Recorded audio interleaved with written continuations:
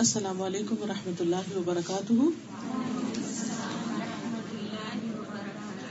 نحمده ونصلي على رسوله الكريم اما بعد فاعوذ باللہ من الشیطان الرجیم. بسم اللہ الرحمن الرحیم. رب اشرح لي صدری ويسر لي امری واحلل عقدۃ من لسانی یفقهوا قولی. ہماری آج کی گفتگو کا عنوان ہے ریممبرنس آف اللہ، اللہ کی یاد، اللہ کا ذکر. اللہ سبحانہ و تعالیٰ نے ہمیں ایک بہت خوبصورت دل دے کر پیدا کیا ہے جس میں احساسات ہیں، محبت ہے اور بہت سے جذبات ہیں. جب انسان اپنے ان جذبات کو اللہ سبحانہ و تعالیٰ کے لیے خالص کر لیتا ہے تو اسے ایمان کی حلاوت نصیب ہوتی ہے، اس کو سویٹنس آف ایمان نصیب ہوتی ہے. اس کے لیے ہمیں ذکر کے بہترین طریقے بتائے گئے ہیں.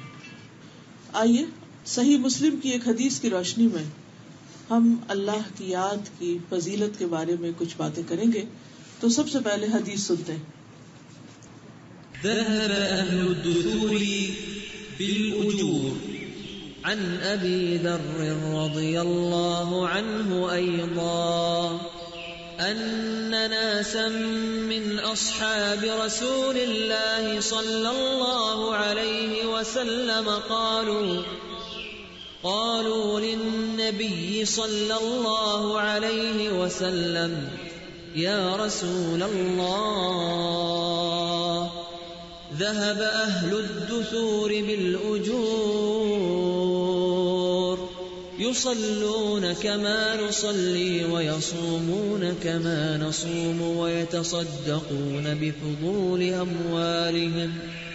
قال أوليس قد جعل الله لكم ما تصدقون إن لكم بكل تسبيحة صدقة وكل تكبيرة صدقة وكل تحميدة صدقة وكل تهليلة صدقة وأمر بالمعروف صدقة ونهي عن منكر صدقة وفي بضع أحدكم صدقة.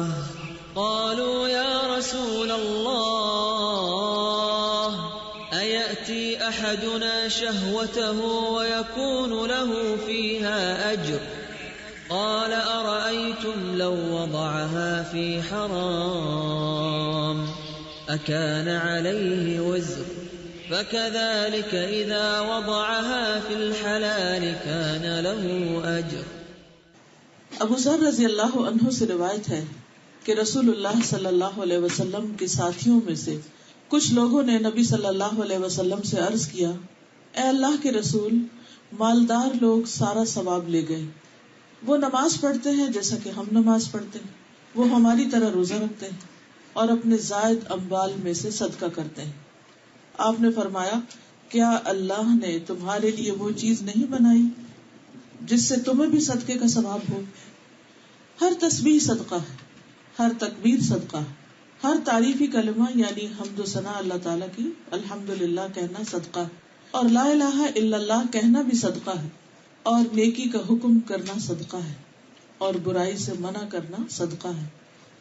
تمہارے ہر ایک کی شرمگاہ میں صدقہ ہے. صحابہ نے عرض کیا، اے اللہ کے رسول صلی اللہ علیہ وسلم، ہم میں سے کوئی اپنی شہوت پوری کرے تو اس میں بھی اس کے لیے ثواب ہے. فرمایا، کیا تم دیکھتے نہیں اگر وہ اسے حرام جگہ استعمال کرتا تو وہ اس کے لیے گناہ کا باعث ہوتا، اسی طرح اگر وہ اسے حلال جگہ استعمال کرے تو اس پر اس کو ثواب حاصل ہوگا. ایک اور روایت میں آتا ہے، ابو ہریرہ رضی اللہ عنہ کہتے ہیں کہ فقراء صحابہ نبی صلی اللہ علیہ وسلم کی خدمت میں حاضر ہوئے اور کہا کہ امیر لوگ بلند درجات اور ہمیشہ رہنے والی جنت حاصل کر گئے. جس طرح ہم نماز پڑھتے ہیں وہ بھی پڑھتے ہیں، جیسے ہم روزے رکھتے ہیں وہ بھی رکھتے ہیں، لیکن مال و دولت کی وجہ سے انہیں ہم پر فوقیت حاصل ہے کہ اس وجہ سے وہ حج کرتے ہیں، عمرہ کرتے ہیں، جہاد کرتے ہیں، صدقہ دیتے ہیں، اور ہم محتاجی کی وجہ سے ان کاموں کو نہیں کر پاتے. اس پر آپ نے فرمایا، کیا میں تمہیں ایک ایسا عمل نہ بتاؤں کہ اگر تم اس کی پابندی کرو گے تو جو لوگ تم سے آگے بڑھ چکے ہیں تم انہیں پالو گے، یعنی تم بھی اس ریس میں کامیاب ہو جاؤ گے. اور تمہارے مرتبے تک پھر کوئی نہیں پہنچ سکتا، اور تم ان سب میں سے بہتر ہو جاؤ گے سوائے ان کے جو یہی عمل شروع کر دیں. اور وہ کیا ہے؟ ہر نماز کے بعد 33 بار سبحان اللہ، 33 بار الحمدللہ اور 33 بار اللہ اکبر کہنا. یعنی ان کلمات کی پابندی، ان تسبیحات کی پابندی نماز کے بعد انسان کے درجات کی بلندی کا ذریعہ بنتی ہے، اور بہت سے وہ اور عمل نیکی کے جو عام حالات میں انسان نہیں کر سکتا، وہ ان تسبیحات کی پابندی کے ذریعے ان کا اجر حاصل کر لیتا ہے. لیکن اکثر ایسے ہوتا ہے کہ بہت سے لوگ نماز کے بعد فوراً ہی اٹھ جاتے ہیں مصلی سے. دل گھبرانے لگتا ہے اس تسبیح سے. شیطان اس سمپل سے کام کو جس میں 1.5 منٹ سے بھی زیادہ نہیں لگتا، یعنی 33 ٹائم اگر آپ آرام سے بھی سبحان اللہ کہیں تو میکسیمم ٹائم جو آپ کو لگے گا 1 منٹ اور 30 سیکنڈ لگیں گے. لیکن وہ وقت ہمارے لیے شیطان اتنا مشکل بنا دیتا ہے کہ وہ لگتا ہے پہاڑ ہے. لیکن جو لوگ اس کو کرنا چاہیں اللہ تعالیٰ ان کے لیے آسانی بھی کر دیتا ہے، اور اگر اجر سامنے ہو تو پھر کچھ بھی مشکل نہیں. کتنے ہی لوگوں کی خواہش ہوتی ہے کہ ہم حج پہ جائیں، عمرے پہ جائیں، کوئی بڑے بڑے خیراتی ادارے بنائیں، کوئی کام کریں، لیکن وہ نہیں کر پاتے. اور جو کرتے بھی ہیں تو وہ جانتے ہیں کہ اس کے پیچھے کتنی بڑی ایفرٹ لگتی ہے. لیکن بعض اوقات چھوٹی چھوٹی نیکیاں جن پر انسان پابندی اختیار کرتا ہے، استقامت اختیار کرتا ہے، ان کا اجر و ثواب کہیں زیادہ ہوتا ہے. کیونکہ اس میں ذکر تو اپنی جگہ ہے، ریممبرنس آف اللہ تو اپنی جگہ ہے، لیکن خصوصی طور پر اس کی جو پابندی ہے کہ مستقل مزاجی کے ساتھ اس کو کرنا، یہ اس کامیابی کی ہے. یہاں جن صحابہ نے آ کے نبی صلی اللہ علیہ وسلم سے عرض کیا، ان کا مقصد کوئی حسد نہیں تھا، کوئی شکایت لگانا نہیں تھا، کوئی کمپلینٹ یا کوئی فرسٹریشن کا اظہار نہیں تھا، بلکہ ان کو شوق تھا کہ اجر میں آگے بڑھ جائیں کسی طرح. کیونکہ تو اللہ کا حکم بھی ہے نا، فاستبقوا الخیرات، نیکیوں میں دوڑ لگاؤ، نیکیوں میں ایک دوسرے سے آگے بڑھو، اور جو آگے بڑھیں گے وہ آگے ہی جانے والے ہیں. والسابقون السابقون اولئک المقربون، کہ آگے جانے والے بس آگے جانے والے ہیں، اور یہی مقرب لوگ ہیں. یعنی ان لوگوں کو اللہ تعالیٰ کا قرب نصیب ہوگا. لیکن عموماً ہم دنیا کے معاملے میں تو مقابلے کرتے ہیں، لیکن آخرت کے معاملے میں ہم بہت سست رہتے ہیں. اچھا ابھی تو بہت وقت ہے، ابھی میرا یہ کام ہے وہ کام ہے، اور پھر ان نیکیوں کو بھول جاتے ہیں. تو اس لیے بہت ضروری ہے کہ ہمیں ان تمام چیزوں کا علم ہو جس میں انسان عمل کے بعد اللہ کا قرب حاصل کر سکتا ہے. ایک اور آیت میں آتا ہے سابقوا الى مغفرۃ من ربکم وجنۃ عرضها كعرض السماء والارض اعدت للذین آمنوا باللہ ورسلہ ذلک فضل اللہ یؤتیہ من یشاء واللہ ذو الفضل العظیم. اپنے رب کی بخشش اور اس جنت کی طرف ایک دوسرے سے آگے بڑھو. یعنی اللہ تعالیٰ تمہیں بخشش کی طرف بلاتا ہے، جنت کی دعوت دیتا ہے، یعنی دوسرے لفظوں میں نیک کام کرنے کی دعوت دیتا ہے کہ آؤ یہ اچھے اچھے کام کرو تو میں تمہیں معاف کر دوں گا، میں تمہارے درجے بلند کروں گا، تمہیں جنت الفردوس عطا کروں گا. فرمایا وہ جنت جس کی چوڑائی آسمان اور زمین کی چوڑائی کی طرح، اتنا بڑا گھر ہے، وہ ان لوگوں کے لیے تیار کی گئی ہے جو اللہ اور اس کے رسولوں پر ایمان لائے. یہ اللہ کا فضل ہے، وہ اس کو دیتا ہے جسے وہ چاہتا ہے. یعنی ہر ایک کو یہ نصیب نہیں ہوتا، اور اللہ تعالیٰ بہت بڑے فضل والا ہے. اللہ سبحانہ وتعالیٰ بعض پیغمبروں کی صفت بیان کرتے ہوئے یوں ارشاد فرماتے ہیں وَزَكَرِيَّا إِذْ نَادَى رَبَّهُ رَبِّ لَا تَذَرْنِي فَرْدًا وَأَنْتَ خَيْرُ الْوَارِثِينَ فَاسْتَجَبْنَا لَهُ وَوَهَبْنَا لَهُ يَحْيَىٰ وَأَصْلَحْنَا لَهُ زَوْجَهُ إِنَّهُمْ كَانُوا يُسَارِعُونَ فِي الْخَيْرَاتِ وَيَدْعُونَنَا رَغَبًا وَرَهَبًا وَكَانُوا لَنَا خَاشِعِينَ. اور زکریا جب اس نے اپنے رب کو پکارا، اے میرے رب مجھے اکیلا نہ چھوڑ، اور تو سب وارثوں سے بہتر ہے. یعنی سب وارث چلے جائیں گے، ختم ہو جائیں گے، لیکن تیری مملکت اور تیری حکومت اس کو کوئی زوال نہیں، تو ہمیشہ باقی رہے گا. فرمایا تو ہم نے اس کی دعا قبول کر لی اور اسے یحییٰ عطا کیا اور اس کی بیوی کو اس کے لیے درست کر دیا. بے شک وہ نیکیوں میں جلدی کرتے تھے. یعنی ان کی خوبی کیا تھی کہ وہ نیکیوں میں بہت آگے بڑھتے تھے، دیر نہیں لگاتے تھے. انتظار نہیں کرتے تھے، اور ہمیں رغبت اور خوف کے ساتھ پکارتے تھے. یعنی ایک طرف اللہ سبحانہ وتعالیٰ سے ڈرتے تھے اور دوسری طرف امید بھی رکھتے تھے، اور وہ ہمارے لیے عاجزی کرنے والے تھے. یعنی جہاں اللہ کا حکم سامنے آیا وہی جھک گئے، پھر اپنی مرضی نہیں.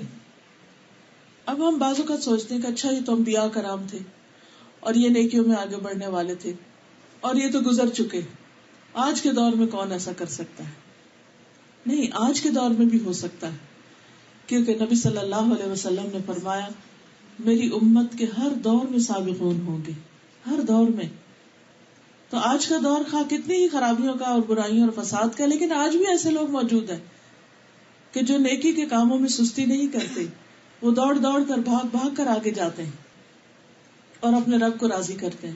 نماز کا معاملہ ہو یا قرآن پڑھنے کا معاملہ ہو یا دین کی باتیں سیکھنے کا معاملہ ہو یا کسی غریب کی مدد کا معاملہ ہو یا ذکر اذکار کا معاملہ ہو، وہ فوراً اللہ سبحانہ وتعالیٰ کی طرف بڑھتے ہیں. اور یہاں خاص طور پر نیکیوں میں آگے بڑھنے کے لیے صدقے کا حکم دیا گیا. صدقے سے عام طور پر ہم کیا سمجھتے ہیں؟ مال خرچ کرنا، کسی کو کھانا کھلانا یا کسی کو کپڑا دینا. لیکن صدقہ صرف کھانا کپڑا نہیں ہوتا، بلکہ اور نیکی کے کاموں کو بھی صدقہ کہا جاتا ہے. اب یہاں اس حدیث میں کیا فرمایا؟ ان بکل تسبیحۃ صدقہ، یعنی جب آپ کہیں گے سبحان اللہ تو یہ بھی صدقہ ہے، اور جب آپ اللہ اکبر کہیں گے تو صدقہ ہے، جب آپ الحمدللہ کہیں گے تو یہ بھی صدقہ ہے، جب آپ لا الہ الا اللہ کہیں گے تو یہ بھی صدقہ ہے. وَأَمْرٌ بِالْمَعْرُوفِ وَنَهْيٌ عَنِ الْمُنْكَرِ صدقہ، نیکی کا حکم دینا اور برائی سے روکنا، یعنی کسی کو اچھی بات بتانا اور کوئی غلط کر رہا ہو تو اس کو روکنا کہ بھئی یہ نہ کرو، یہ تمہارے لیے نقصان دہ ہے، یہ بھی صدقہ ہے. تو نبی صلی اللہ علیہ وسلم نے فقراء مسلمانوں کو حکم دیا کہ جن اوقات میں مالدار لوگ مال کمانے میں اور مال خرچ کرنے میں لگے رہتے ہیں، ان اوقات میں تم اللہ کا ذکر کثرت سے کرو. کیونکہ آپ نے دیکھا ہوگا کہ بہت سے لوگ جو دنیا کمانے میں لگے ہوتے ہیں، خواہ وہ بعد میں صدقہ کریں، لیکن ان کو نہ ڈھنگ سے نماز پڑھنے کی ہمت ہوتی اور نہ ہی نماز کے بعد بیٹھ کے تفصیل سے ذکر کرنے کی، کیونکہ ان کو ہر وقت ہری ہوتی، جلدی ہوتی. تو یہاں پر نبی صلی اللہ علیہ وسلم نے ایسے لوگوں کو وہ کام سکھایا جو ان کے کرنے کا تھا یا وہ آسانی سے کر سکتے تھے. پھر آپ یہ بھی دیکھیں کہ سارا دن کرنے کی بات نہیں کی گئی، بلکہ ہر نماز کے بعد ان اذکار کی پابندی کی بات کی گئی، اور اتنا کرنا تو سب کے لیے آسان ہے. پھر اسی طرح آپ دیکھیں کہ جہاں تک صدقہ کا تعلق ہے تو اس کے اور بھی بہت سے طریقے ہیں جو اس حدیث میں بھی بیان ہوئے اور دیگر احادیث سے بھی ہمیں پتہ چلتے ہیں. ابو ذر کہتے ہیں نبی صلی اللہ علیہ وسلم نے فرمایا تم میں سے ہر ایک کے اس پر صبح کے وقت صدقہ لازم ہے. یعنی جب صبح اٹھتے ہیں تو ہم سب کے اوپر صدقہ لازم ہو چکا ہوتا ہے اور ہم سب کو کرنا چاہیے. میں نے کہا اللہ کے رسول صلی اللہ علیہ وسلم میں کیسے صدقہ کروں جبکہ میرے پاس تو کوئی مال ہی نہیں ہے؟ آپ نے فرمایا سبحان اللہ، الحمدللہ، لا الہ الا اللہ، استغفر اللہ کہنا صدقے کے دروازے. امر بالمعروف نہی عن المنکر بھی صدقہ.